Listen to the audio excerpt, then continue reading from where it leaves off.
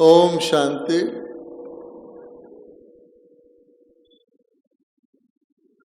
कल हमने प्यारे बाप दादा की बहुत ही जीवन को बदलने का सहज तरीका, जिसे हमें अब समय अनुसार अपनाना चाहिए,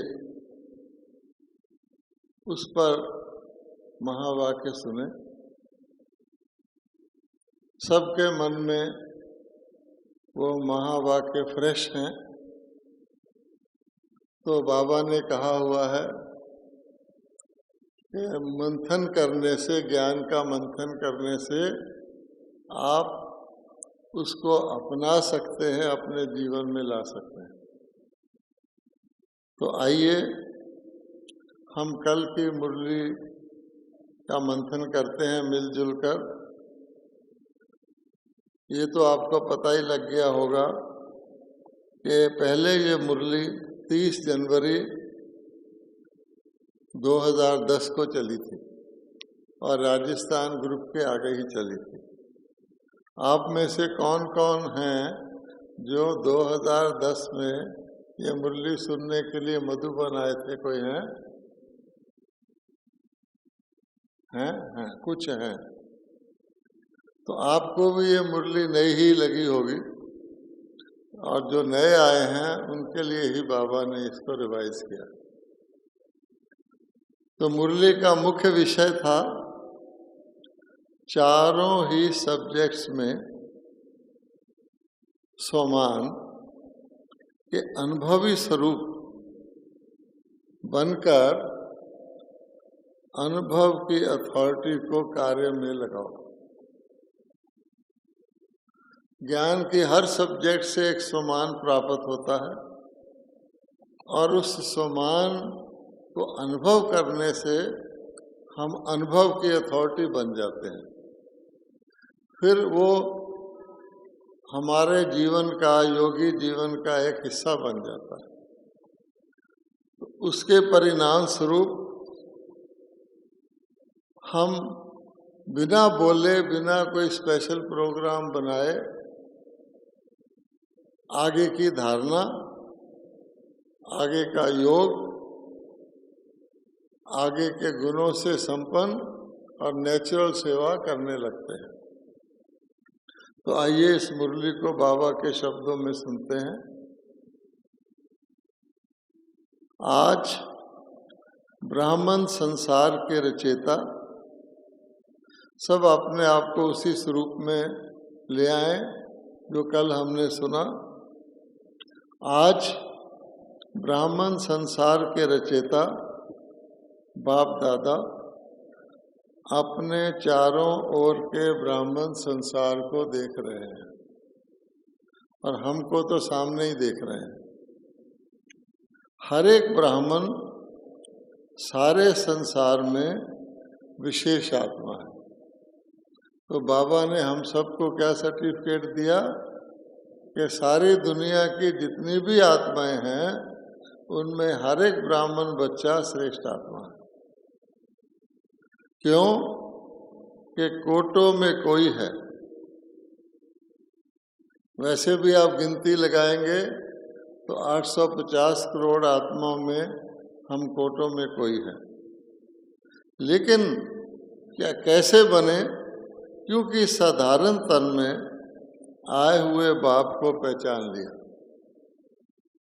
आज की मुरली में भी यही था जो सुबह सुनी कि कई बच्चे बाप को साधारण समझते हैं, साधारण तन में आए हुए पिता को नहीं पहचानते, तो उनका योग भी नहीं लगता और वो उल्टे नशे में आ जाते हैं।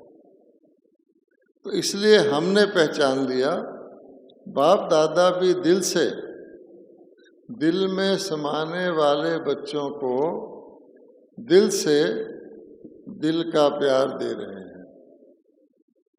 जिन्होंने बाप को पहचान लिया, दिखने में वो साधारण है, बाप भी साधारण तन में है, लेकिन पहचान लिया, इसलिए बाबा कहते हैं कि ऐसे बच्चे मेरे दिल तख्त पर रहते हैं और उनको बाबा दिल का प्यार देते हैं।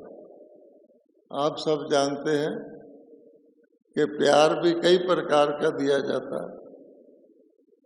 एक दिल का प्यार किसी किसी को दिया जाता है। माता पिता के भी 3-4 संतान होंगे, प्यार सबको करेंगे, लेकिन किसी को खास दिल का प्यार करेंगे जो संतान उनकी क्या होगी, फरमाबरदार, वफादार, आज्ञाकारी, ओबीडियंट होगी, उनका नाम रोशन करने वाली होगी। हर एक बच्चा अपने को ऐसे बाप का प्यारा दिल से बाप को, दिल में बाप को समाया हुआ अनुभव करते हैं।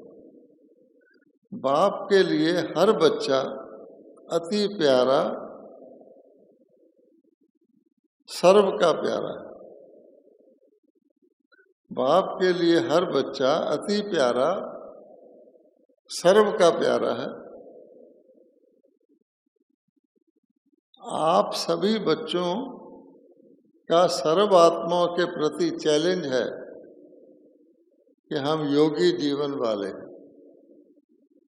सारी दुनिया भोगी जीवन वाली है, बाबा के बच्चे योगी जीवन वाले हैं। योगी जीवन ऊंचा ले जाता है, भोगी जीवन नीचे लाता है। योगी जीवन में जमा होता है और भोगी जीवन में खर्च होता है। पैसा जमा करना मुश्किल है, खर्च करना आसान है। लेकिन यहाँ तो सारे गुण और सारी शक्तियाँ उनकी खर्च हो रही हैं, बाबा के बच्चों की जमा हो रही है। अब बाबा कहते हैं सिर्फ योग लगाने वाले नहीं, लेकिन योगी जीवन वाले हैं। तो योग लगाने वाले और योगी जीवन वाले में फर्क है, और वही फर्क इस मुरली के द्वारा दूर किया जा रहा है। क्योंकि जीवन 2-4 घंटे का नहीं होता, जीवन सदा काल के लिए होती है। तो चलते फिरते कर्म करते योगी जीवन वाले निरंतर योगी हैं। अभी आप मुरली मंथन कर रहे हैं, तो क्या आप योगी नहीं है क्या? है ना? मुरली मंथन की क्लास में आए तो आते समय आप योगी थे कि नहीं थे? थे। तो योगी मैंने योगी जीवन, उसमें योग लगाना भी एक पार्ट है, लेकिन योग लगाते समय हम योगी नहीं हैं, हम कर्म करते समय भी योगी हैं। चाहे योग में बैठते, चाहे कोई भी कर्म करते हुए हम योगी हैं। इसलिए हमारे नाम के साथ क्या लगा हुआ है? कर्म योगी। जीवन का लक्ष्य ही है सदा योगी। ऐसे अपनी योगी जीवन जो सदा योगी होता है, नेचुरल अनुभव करते हो। कोई भी चीज जब तक नेचुरल ना हो सदा नहीं हो सकती। जब नेचुरल हो जाती है तो सदा हो जाती है। जब एक डॉक्टर पढ़ाई करता है तो उसको क्या कहते हैं? डॉक्टर बन रहा है। लेकिन जब वो डॉक्टर बन जाता है तो सारी लाइफ के लिए वो डॉक्टर बन जाता है। इसी प्रकार से योगी जीवन हमारा लक्ष्य है कि हम सदा के लिए योगी हो जाए। बाप दादा हर बच्चे के मस्तक में क्या देखते हैं? चमकता हुआ भाग्य की रेखा देखते हैं। जानकी दादी जी ने कल क्या कहा? मुरली के बाद ये कहा कि मैं बाबा को परमात्मा नहीं कहती हूँ, भगवान कहती हूँ, क्योंकि वो भाग्य बनाने वाला है। तो यही बात बाबा ने कही है कि हर बच्चे के मस्तक में बाबा चमकता हुआ भाग्य देखते हैं।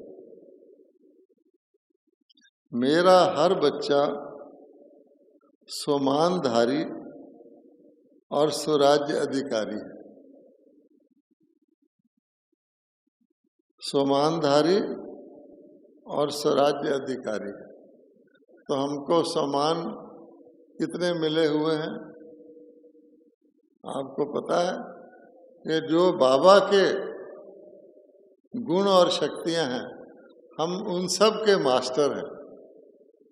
अगर बाबा सर्वशक्तिवान है तो हम मास्टर सर्वशक्तिवान। अगर बाबा ज्ञान के सागर हैं तो हम मास्टर ज्ञान के सागर हैं। बाबा प्रेम के सागर हैं तो हम मास्टर प्रेम के सागर हैं। तो ये हमारे सोमान हैं और हर सब्जेक्ट का भी अलग अलग सोमान है। तो बाबा ने कहा हर बच्चा सोमानधारी और स्वराज्य अधिकारी है। ये स्वराज्य अधिकार कौन से सब्जेक्ट का समान है? कल आपने मुरली सुनी, बाबा ने ज्ञान के सब्जेक्ट का भी समान बताया, योग के सब्जेक्ट का भी समान बताया। तो योग के सब्जेक्ट का क्या समान था? योग के सब्जेक्ट का समान था स्वराज्य अधिकारी, अर्थात अपनी हर इंद्रियों के ऊपर राज्य करने वाला। क्योंकि योग से हमें अपने इंद्रियों पर राज्य, मन पर कंट्रोल आता है। बाबा कहते हैं क्यों कि जहाँ सोमान है वहाँ देह भान नहीं आ सकता। ये एक बहुत ही स्पेशल मंत्र है जो बाबा ने हमको कल मुरली में दिया। वो मंत्र इतना बढ़िया है कि अगर आप अपने सोमान में रहेंगे तो आपको देह भान नहीं आएगा।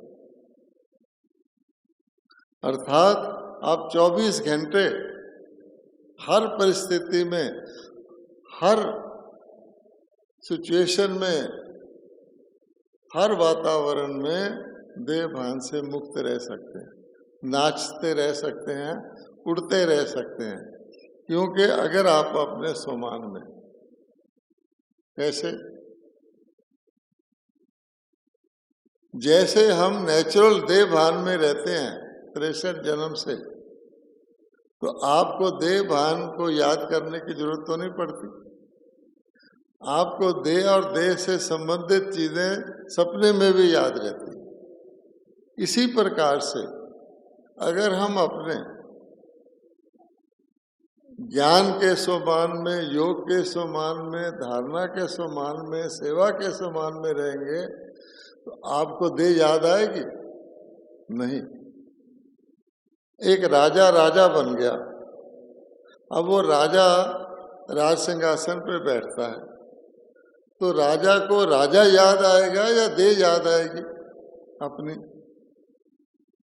राजा याद आएगा। एक डॉक्टर बन के हॉस्पिटल में दवाई दे रहा है, उसको अपना डॉक्टर का सम्मान रहता है या देह का सम्मान रहता है? अगर उसको बहुत ज्यादा मरीज आ जाए, दवाइयाँ देनी पड़े, वो खाना भी नहीं खाता, क्योंकि उसको देह का भान है ही नहीं, उसका ध्यान लगा हुआ है। अगर कोई जेल में कैदी भी बन जाए तो उसके बाद उसको अपना देह याद आता है या ये आता है कि मैं कैदी हूं? तो कैदी याद आएगा ना। इसी प्रकार से बाबा कहते हैं कि अगर हम अपने सोमानों में चारों सब्जेक्ट के स्थित रहें, आपको देह भान आ ही नहीं सकता। कितनी शानदार बात। सिर्फ उन चारों सब्जेक्ट के समानों को इकट्ठा करके हर वक्त मन में रखना है, तो आपको रात का पता नहीं लगेगा, दिन का पता नहीं लगेगा, गर्मी का पता नहीं लगेगा, सर्दी का पता नहीं लगेगा, आलस नहीं आएगा।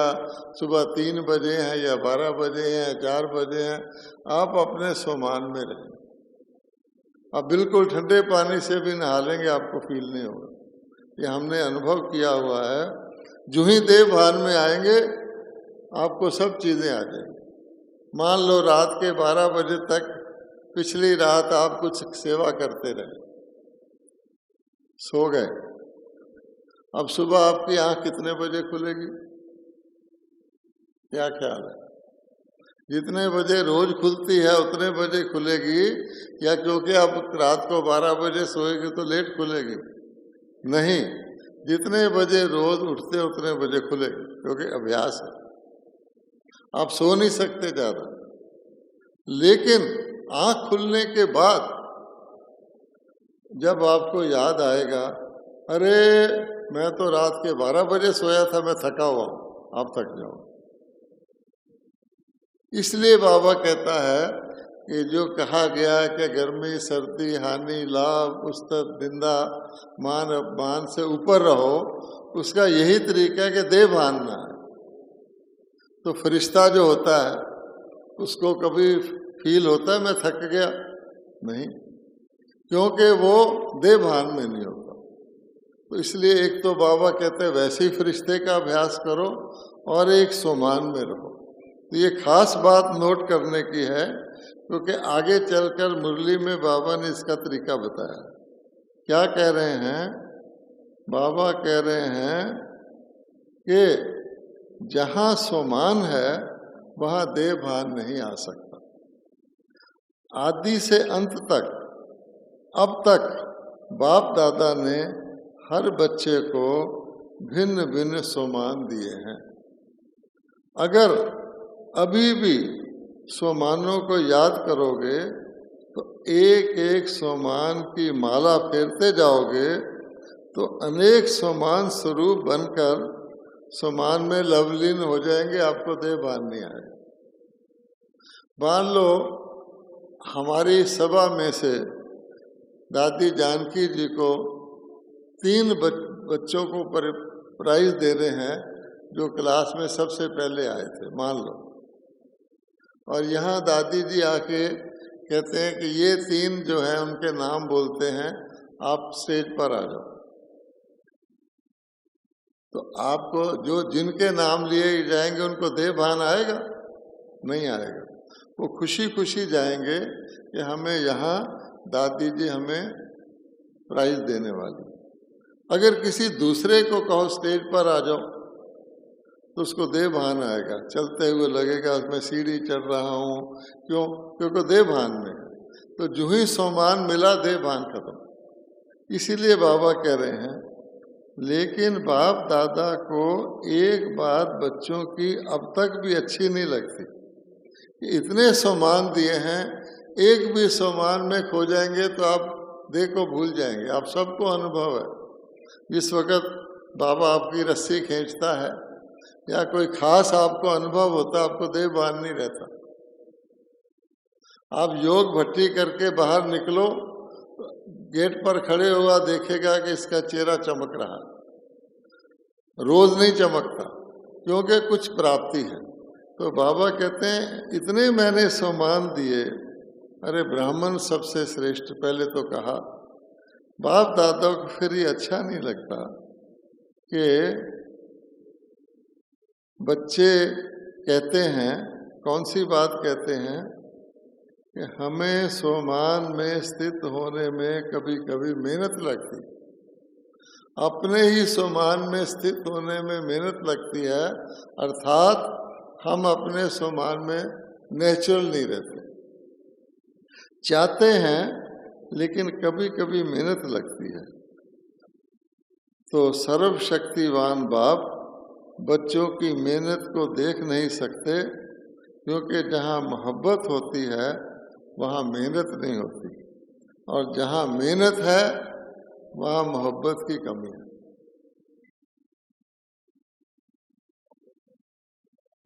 माँ को बच्चे से मोहब्बत होती है। बच्चा भूखा हो तो माँ खा नहीं सकती जब तक बच्चा नहीं खाएगा।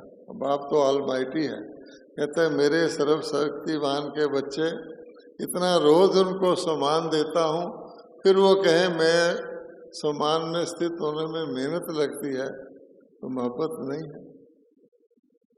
तो आज अमृत वेले बाप दादा ने चारों ओर के ब्राह्मणों के पास, चाहे देश चाहे विदेश में चक्कर लगाया तो क्या देखा? हर सेंटर पे एक चित्र लगा होता है। बाबा कहता है चिंता क्यों करते हो, मैं हूं ना। उस चित्र को देखकर जब हम देखते हैं नीचे लिखा हो बाबा ने मैं हूं ना, तो सब चिंता गायब हो जाती कि बाबा तो है ना। तो बाबा कहते हैं चित्र को देखकर नहीं, हर वक्त ये समझे कि हमारा बाबा हमारे साथ है। तो बाबा ने क्या देखा, कोई कोई बच्चे सोमान में बैठे हैं, सोच रहे हैं कि मैं बाप दादा के दिल तख्त नशीन हूं। सोच भी रहे हैं, सोमान में स्थित होने का पुरुषार्थ भी कर रहे हैं। लेकिन कमी क्या देखी, जब बैठते हैं तो याद तो करते हैं ना मैं दिल तख्त नशीन हूं। कमी क्या देखी, सोमान याद है, सोच रहे हैं कि मैं दिल तख्त नशीन हूं। कमी है स्वरूप बनकर, अनुभवी मूर्त बनकर, अनुभव की अथॉरिटी स्वरूप में बनने की कमी। सोचना, स्मृति में लाना, बैठना ठीक है, लेकिन उसके अनुभव नहीं होता। बाबा कहते हैं क्योंकि अथॉरिटी तो बहुत है, लेकिन सबसे बड़ी अथॉरिटी अनुभव की अथॉरिटी होती है। और ये सोमान की अनुभूति ऑलमाइटी अथॉरिटी ने दी। हम सबको अपने सोमान जो दिए हैं ऑलमाइटी ने दिए हुए, किसी ऐसे ने नहीं दिए हुए टाइटल, किसी मनुष्य ने दिए हुए, ऑलमाइटी ने दिए हुए हैं। उसकी अनुभूति तो नेचुरल रहनी चाहिए। तो हर बच्चा मेहनत कर रहा है, सबसे बड़ी अथॉरिटी अनुभव की अथॉरिटी है, और जो ऑलमाइटी ने स्वयं दी है मेहनत कर रहा है, लेकिन अनुभव स्वरूप नहीं बना। तो बाप दादा ने ये देखा कि बैठते हैं, सोचते भी हैं, लेकिन अनुभव स्वरूप कोई कोई है या कभी कभी है। अनुभव में किसी भी प्रकार का देह अभिमान जरा भी अपनी तरफ नहीं खींच सकता। ये बाबा ने दूसरी बार कहा है कि अगर आप अनुभव स्वरूप बन जाएंगे तो देह अभिमान आपका आ ही नहीं सकता। तो अनुभव स्वरूप बन जाना, कर्म करते भी कर्म योगी के अनुभव स्वरूप में खो जाना, इसकी अभी और आवश्यकता है। कर्म योगी हैं, जब भंडारे में जाके भोजन बनाते हैं या सब्जी काटते हैं या बाबा की कोई भी ड्यूटी करते हैं, उस समय देहभान कम होता। लेकिन ऐसे अनुभवी बन जाए, सदा कुछ भी काम करते रहें, देहभान हो ही ना, तो हो गए ऑलमाइटी के बच्चे।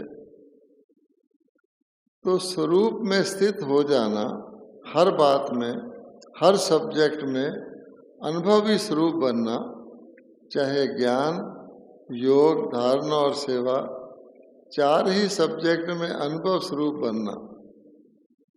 बाबा कहते हैं अनुभवी को माया भी नहीं हिला सकती, क्योंकि देहभान ही नहीं रहेगा। इसलिए बाप दादा आज सभी बच्चों को अनुभव स्वरूप में देखना चाहते हैं। इस मुरली का मेन लक्ष्य क्या है? बाबा हम सब बच्चों को अनुभव स्वरूप बनाना चाहते हैं। सुनने और सोचने में फर्क है, लेकिन अनुभवी स्वरूप बनना, उससे क्या होगा? जो सोचा, जिस समान में स्थित रहना चाहा, उसके अनुभव में स्थित हो जाए। वरना सोचेंगे कुछ, हो कर नहीं पाएंगे। मान लो सोचा मैं परम धाम में जाऊं, तो आप परम धाम में जाने की बजाय कहाँ पहुंच जाएंगे?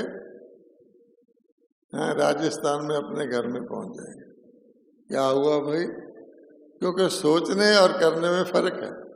अगर अनुभव स्वरूप हैं तो आप कहीं भी घूमते रहें, चाहे वो लौकिक घर में रहें, चाहे रास्ते में हो, चाहे कोई काम कर रहे हो, आपको वो अनुभूति नहीं जा सकती। उसका तरीका बाबा आज बता रहे हैं। अनुभवी को कोई भी हिला नहीं सकता, क्योंकि स्वमान और देह अभिमान जहाँ स्वमान स्वरूप है, स्वमान के अनुभूति में स्थित है, वहाँ देह भान नहीं आ सकता। ये नोट कर लें। जैसे देखो अंधकार है, मान लो आपने अमृत वेले स्नान करके योग में आना है। अगर आप योग युक्त हैं, योग की अनुभूति में हैं, उठे तब भी योग में थे, तो आपको स्नान करना इजी लगेगा, क्योंकि आप योगी हैं और योग में जाके बैठने वाले हैं। प्रधानता योग की है। अदरवाइज अगर आपने सोचा मैं स्नान करके योग में जाना है, तो स्नान प्रधान हो जाएगा। फिर आपको लगेगा ठंडा गर्म है कि नहीं। जैसे किसी व्यक्ति को लगन होती है ना, आपको कहीं जल्दी जाना हो, आप जूता भी नहीं पहनते। मान लो कोई कहते इस डायमंड हॉल में बहुत बड़ा सांप है और सबकी सीटों के नीचे घूम रहा है, जल्दी से बाहर निकल जाओ, तो आप जूते का ख्याल करोगे क्या? पर्स भी छोड़ के भागोगे। उस वक्त देह भान नहीं होता। इसलिए बाबा कहता है कि वो नेगेटिव है, डर के मारे है। प्रेम के बारे में ऐसा होता है। जैसे देखो अंधकार है, लेकिन आप रोशनी का स्विच ऑन कर दो तो अंधकार ऑटोमेटिकली गायब हो जाता है। अंधकार को मिटाने में, अंधकार को भगाने में मेहनत नहीं करनी पड़ती। ऐसे ही जब स्वमान की सीट पर अनुभव का स्विच ऑन होता है, तो किसी भी प्रकार का देह भान, भिन्न भिन्न प्रकार के देह भान भी हैं और भिन्न भिन्न प्रकार के बाप के स्वमान भी हैं। स्वमान को जानते हैं, पुरुषार्थ भी करते हैं, लेकिन अनुभव का पुरुषार्थ करना और अनुभवी स्वरूप बनना, इसमें अंतर है, तो मेहनत करनी पड़ती है। एक है अनुभव का पुरुषार्थ करना कि मेरे को अनुभव हो, और एक है अनुभवी स्वरूप बनना, अनुभव हो जाए। तो फर्क है ना। तो अनुभव हो जाए उसके लिए मेहनत करते हैं। तो बाप दादा को अब समय के प्रमाण समान बनने का लक्ष्य संपन्न करने का समय, ये मेहनत करना अच्छा नहीं लगता, क्योंकि अभी तो समान बनना है, तो मेहनत वाला कैसे बनेगा। हर एक अपने को चेक करो कि मैं कर्म योगी जीवन वाला हूँ, और जीवन नेचुरल और सदा काल की होती है, कभी कभी की नहीं। कोई कहे कभी कभी मैं कर्म योगी बनता हूँ, कभी कभी मुझे योग का अनुभव होता है, कभी कभी मुझे दैवी गुणों का अच्छा अनुभव होता है। तो जीवन कभी कभी का नहीं होता। ऐसे अनुभव स्वरूप बनो। जो लक्ष्य है योगी जीवन का, तो लक्षण है अनुभवी मूर्त बनने का। वह लक्ष्य संपन्न है कि मैं अनुभवी हूँ योगी जीवन का। सदा मस्तक से, अब देखिए बाबा ने निशानी बताई है, सदा मस्तक से चमकती हुई लाइट खुद को भी अनुभव हो, खुद ही उस स्वरूप में स्थित हो, स्मृति स्वरूप हो, स्मृति करने वाला नहीं हो, लेकिन स्मृति स्वरूप हो। और स्मृति स्वरूप है या नहीं, अब बाबा कहता है हो तो सही, अब इसकी निशानी क्या है। अब जिसको नींद आ रही है, नींद में भी स्मृति स्वरूप होते हैं, है ना। ऐसी मस्ती आती है कि वाह, इसका अनुभव तो इतना प्यारा लगता है कि बाबा कहते हैं कि कान सुन भी रहे हैं, लेकिन और झूम रहे हैं। आपका दोष नहीं है, टाइम ही ऐसा है। तो जरा प्लीज थोड़ा सा कुंभकर्ण की युगल को ना आने दो। हाँ, कुंभकर्ण की युगल कौन थी पता है? कुंभकर्ण की युगल थी निंद्रा देवी। तो जब कुंभकर्ण मारा गया, तो निंद्रा देवी को सारे समाज ने कहा तुम विधवा हो गई हो, घर से बाहर नहीं निकलना। नहीं तो कुंभकर्ण की जुगल शाम को दुकानें पे शॉपिंग करने जाती थी, डांस करने जाती थी। तो 1 साल हो गया तो उदास हो गई, बिल्कुल चुप हो गई, जैसे उसमें प्राणी नहीं, जैसे मरा अधमरा सांप होता है। तो समाज ने कहा बेचारी पे कुछ तरस करो, विधवा है तो ठीक है, कहीं तो जाने दो। उन्होंने कहा इसको सत्संग में जाना अलाउड है, जहाँ भगवान का नाम लिया जाएगा वहां जाके बैठे। इसलिए निंद्रा देवी आपको कहीं नहीं आएगी, कल्चरल प्रोग्राम में नहीं आएगी, भोजन में नहीं आएगी, लेकिन जब आप क्लास में बैठेंगे उसको अलाउड है कि तुम भी जाओ, इसलिए वो आ जाएगी। तो ध्यान रखना, निंद्रा देवी को मत आने देना। तो इसलिए उसको को अलग से कोर्स कर जाके हमारे बीच में मत आओ। इसलिए बाबा ने अब ये बताया है कि हम स्मृति स्वरूप हैं या नहीं, उसका प्रमाण क्या है। ये बहुत इम्पोर्टेंट है, आप चेक कर सकते हैं कि हम स्मृति स्वरूप हैं या नहीं। ये शब्द जो बाबा कहने वाला है, बाबा 18 जनवरी को भी कहता है, कई जगह कहता है। बाबा कहते हैं उसका प्रमाण है कि जहाँ स्मृति के अनुभवी स्वरूप हैं, वहाँ अपने में समर्थी हर कार्य करते हुए अनुभव करेंगे। तो अनुभवी स्वरूप कभी भी समर्थी नहीं खोएगा, वो थकेगा नहीं। उसको किसी भी कार्य में, जैसे बाबा कहता है उमंग उत्साह में रहो, ब्रह्मा बाबा खुद हर समय उमंग उत्साह में हर कार्य में रहते थे, इस तरह होगा। कार्य भिन्न भिन्न होंगे, लेकिन अनुभव स्वरूप की स्थिति भिन्न भिन्न नहीं हो सकती। वो हर कार्य को समर्थी स्वरूप होके करेगा। तो आज बाप दादा ने देखा कि मेहनत क्यों करनी पड़ती है। अनुभव स्वरूप बनने में नंबरवार पुरुषार्थ अनुसार देखा। बाप दादा का हर एक बच्चे से जिगरी प्यार है, तो प्यार वाले की मेहनत नहीं देखी जाती। चाहे किसी भी सब्जेक्ट में मेहनत करनी पड़ती है। बाबा कहते हैं कभी कभी शब्द यूज करना पड़ता है, हाँ कभी कभी। इसका कारण है अनुभवी स्वरूप बनने की कमी। पुरुषार्थी हैं लेकिन स्वरूप नहीं बने हैं। अब सुनिए, 1 सेकंड में 4 ही सब्जेक्ट में अपने समान के अनुभवी स्वरूप की अनुभूति होनी चाहिए। हर सेकंड में 4 सब्जेक्ट में जो समान है, जो प्राप्ति है, उसके अनुभवी की अनुभूति होनी चाहिए। तो देह अभिमान नजदीक भी नहीं आ सकेगा। तो देह अभिमान को छोड़ने का ये तरीका है। जैसे रोशनी के आगे अंधकार ठहर नहीं सकता, उसको निकालना नहीं पड़ता, लेकिन जहाँ अंधकार है वहाँ रोशनी कम है या नहीं है। तो सबसे बड़े से बड़ी अथॉरिटी अनुभव की गाई हुई है। कहा जाता है जहाँ न पहुँचे कवि, है ना, वहाँ पहुँचे अनुभव। अनुभव को हजारों लोग बदलना चाहें तो बदल नहीं सकते। तो जो भी सब्जेक्ट है, चाहे ज्ञान की है, योग की है, धारणा की है, सेवा की है, किसी में भी 4 में से 1 में भी मेहनत लगती है अगर, तो जरूर अनुभव की कमी है।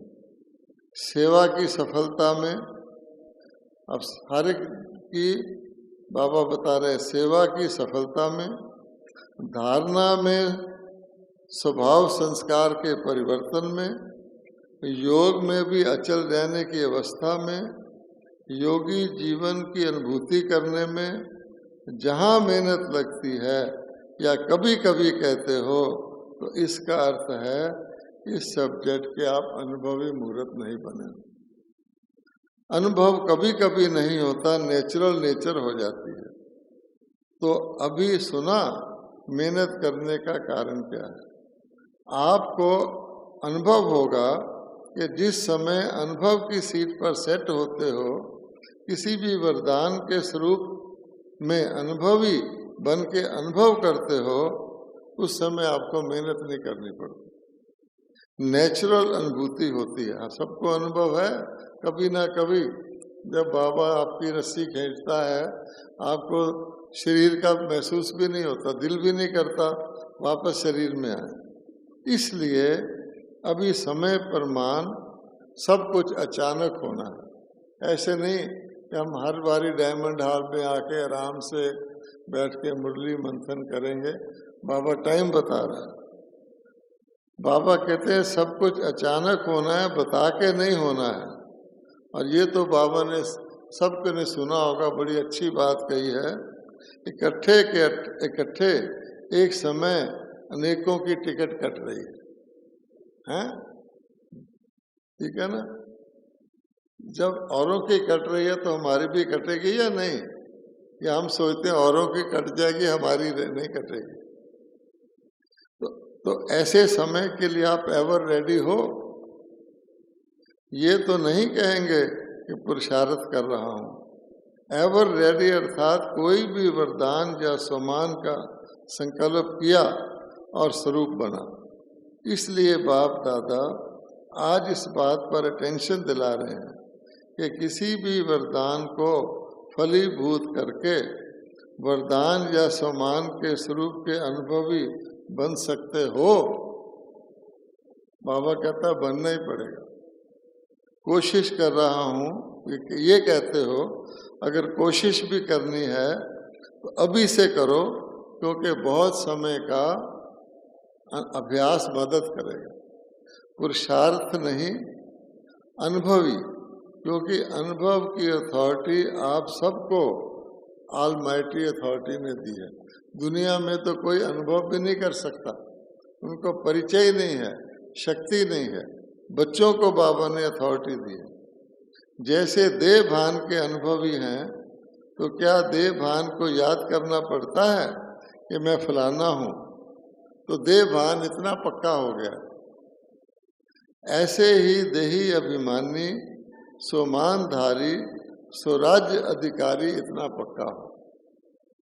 आप कहते हो ना हमारा जीवन परिवर्तन है, तो परिवर्तन क्या किया? देह भान से सोमान स्वराज्य अधिकारी बने।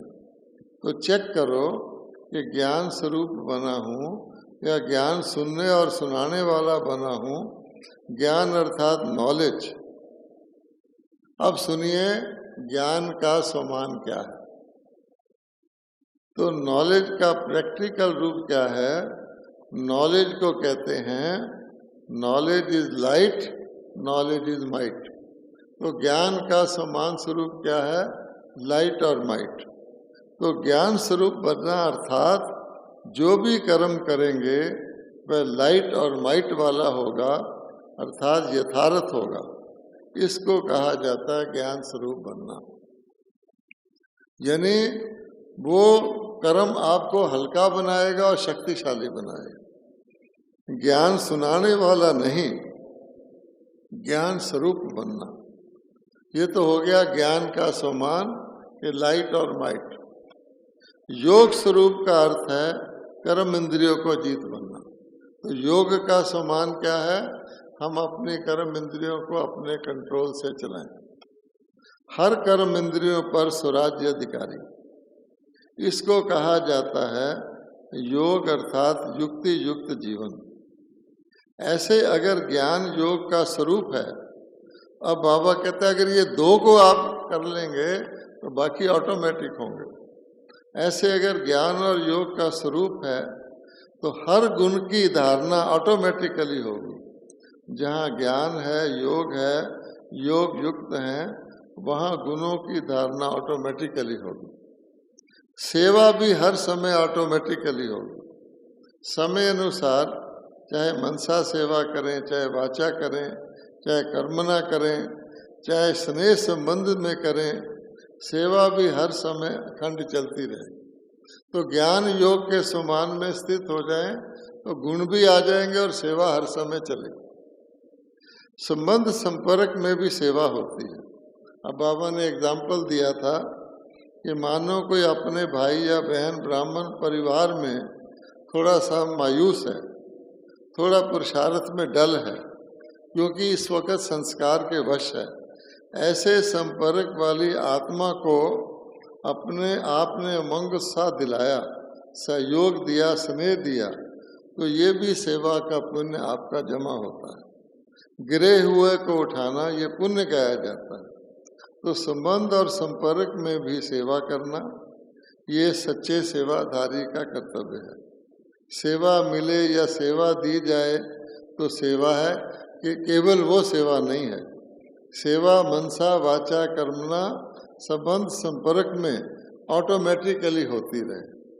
कई बार बाप दादा ने देखा है, संपर्क में कोई बच्चा देखता भी है, इसका स्वभाव संस्कार थोड़ा जो होना चाहिए वो नहीं है, देखते भी हैं, लेकिन ये तो है ही ऐसा, ये तो बदलता ही नहीं है, इसकी सेवा करना टाइम वेस्ट करना है। तो बाबा कहते हैं ऐसे संकल्प करना यथार्थ नहीं है। जब आप मानते हो कि हम प्रकृति को भी सतो प्रधान बनाने वाले हैं, तभी तो आपको सतयुग में सतो प्रधान शरीर मिलेगा। प्रकृति को, और वो तो मनुष्य आत्मा है, ब्राह्मण कहलाता है, लेकिन संस्कार के वश है। तो जब प्रकृति का संस्कार बदलने की चैलेंज की है, तो वो तो प्रकृति से पुरुष है, आत्मा है, आपके संबंध में है।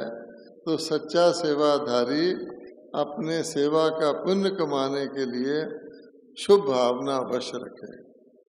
ये तो है ही ऐसा, ये बदल नहीं सकता, ये शुभ भावना नहीं है। बाबा ने कहा ये सूक्ष्म में घृणा भावना। तो जो घृणा भावना रखेगा वो स्नेह की भावना कैसे रखेगा? फिर भी आपका भाई बहन है, फिर भी मेरा बाबा तो कहता है ना। तो सच्चा सेवाधारी शुभ भावना देने की सेवा में भी पुण्य आत्मा बनेगा, पुण्य कमाएगा। गिरे हुए को गिराना नहीं है, उठाना है, सहयोग देना है। इसको कहेंगे सच्चे सेवाधारी पुण्य आत्मा। तो ऐसे अपने को चेक करो कि इतना सेवा का उमंग है। इसको कहा जाता है अनुभव की अथॉरिटी वाला। तो अभी बाप दादा यही चाहते हैं, अनुभवी मूर्त बनो, अनुभव की अथॉरिटी को कार्य में लगाओ। तो चार ही सब्जेक्ट में जो अपने को अनुभवी स्वरूप बन के अनुभव की अथॉरिटी को कार्य में लगाएगा, जो कमी हो उसको संपन्न करेगा, इतना अपने पर अटेंशन देंगे, वो हाथ उठाओ।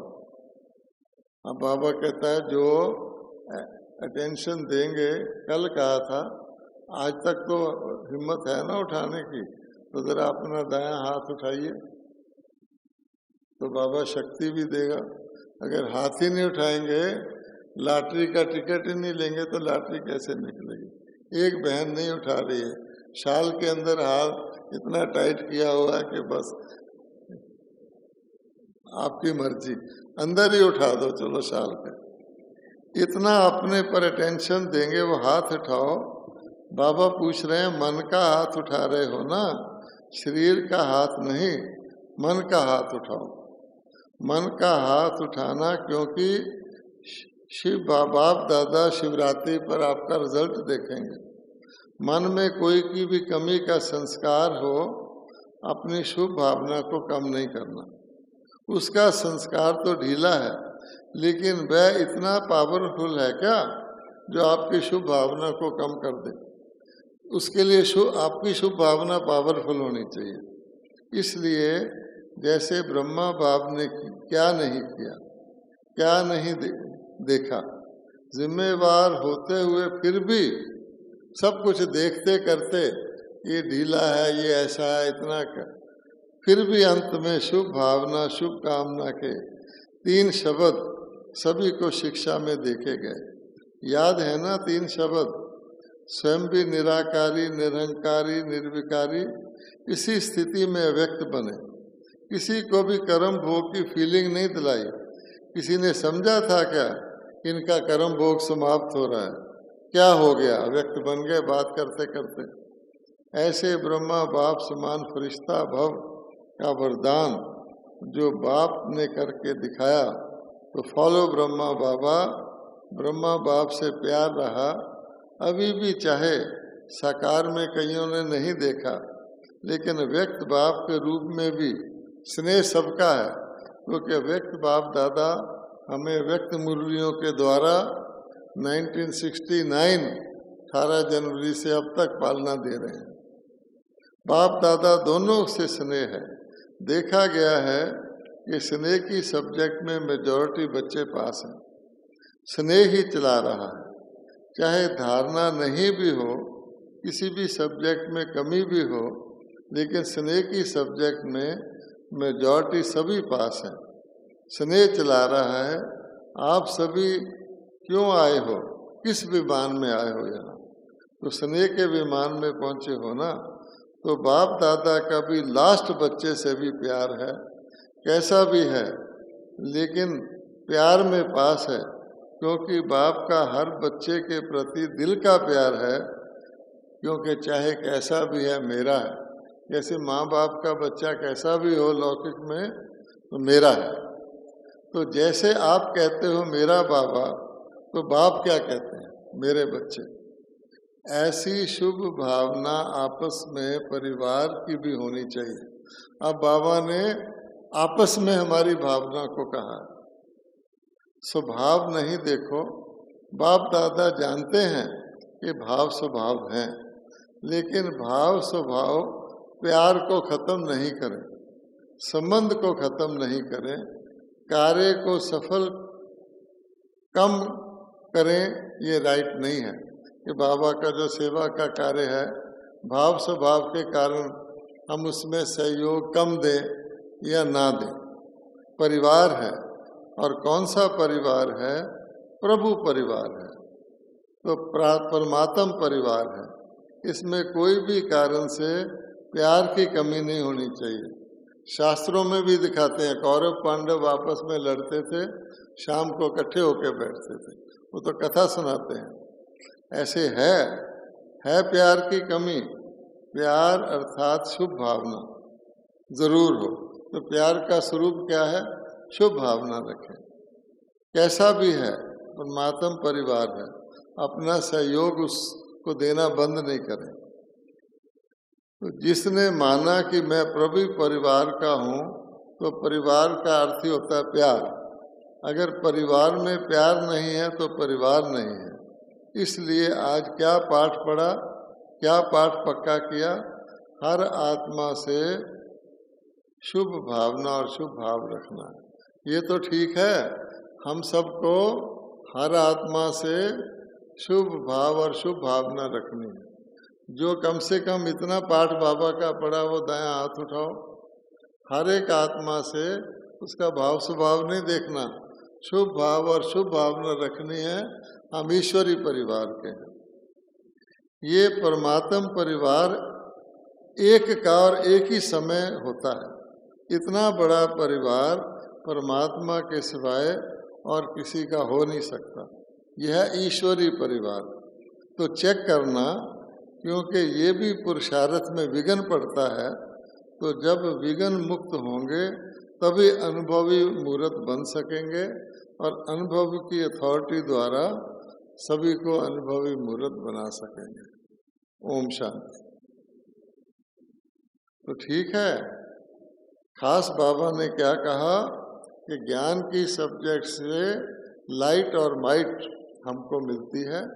तो जो भी कर्म करें वो यथार्थ है या नहीं, ये देखें। इस कर्म ने मुझे हल्का किया, बोझ में तो नहीं डाला, और इससे मुझको शक्ति मेरी बढ़ी।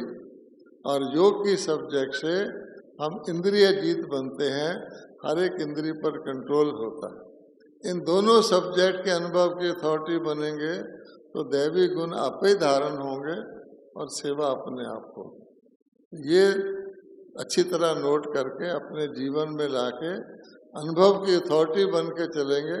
जैसे माँ होती है, माँ को पता है कि मैं माँ हूँ, तो उस अनुभव से बच्चों की पालना करती है। कोई माँ नहीं होगी, नर्स होगी या चाची मामी होगी, उस तरह नहीं कर सकती, क्योंकि उसको अनुभव की अथॉरिटी नहीं है। तो हर व्यक्ति देह भान में अभी आ गए हैं तो देह भान के अनुभव की अथॉरिटी नेचुरल हो गई। तो बाबा कहते हैं इसकी बजाय ज्ञान योग धारणा सेवा के द्वारा अपने अलौकिक अनुभव की अथॉरिटी बन के हमको जीना है। ओम शांति।